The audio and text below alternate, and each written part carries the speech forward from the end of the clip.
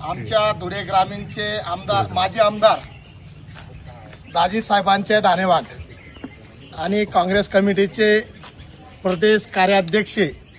यांनी आदर्श मल्हार बहुजन सेना ऑल इंडियाचे संस्थापक अध्यक्ष अभिलाल दादा देवरे हे जे लढाई लढत होते त्यांची लढाई म्हणजे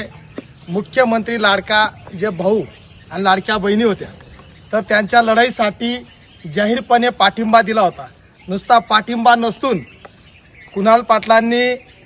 माननीय देवेंद्रजी एकनाथजी अजितदादा पवार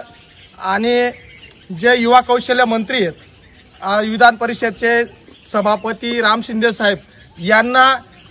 इथून धुळ्याहून जाहीर मागणी केली होती की या लाडक्या भाऊंना परमानंट करा। तुम्ही ज्या पद्धतीने निवडणुकीच्या वेळेस गाजर दाखवलाय, माझे सख्खे लाडके भाऊ आणि सख्या लाडक्या बहिणी या लोकांना आम्ही रोजगार देतोय, 10 लाख लोकांपर्यंत आम्ही रोजगार उपलब्ध करून देऊ आणि एकनाथ शिंदे देवेंद्र फडणवीसनी शब्द दिला होता ज्या आस्थापनावर ते लोक काम करत आहेत त्याच आस्थापनावर त्यांना परमानंट करू असं गाजर दाखवणारा सरकार, लाडके भाऊ आणि लाडक्या बहिणी म्हणणाऱ्या सरकारला कुणाल पाटलांनी ठामपणे सांगितलं की या लोकांना तुम्ही रोजगार द्या, यांना कायम करा। परंतु त्यांनी जे सामाजिक शैक्षणिक राजकीय क्षेत्रातले आणि विरुद्ध पक्षाचे जे आमदार खासदार मंत्री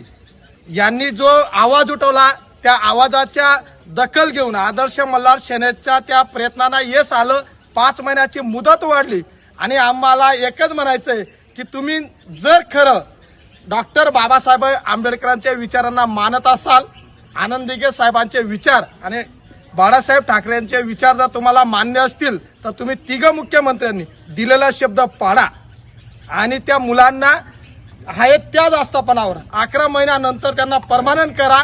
असंच आम्ही जाहीरपणे सांगतो। अन्यथा येणारा पंचायत समिती जिल्हा परिषदेच्या वेळेत या लोकांना मागात पडेल असं इथं जाहीर करतो। वाव, तुमचं अभिनंदन। लढून झालं एकदम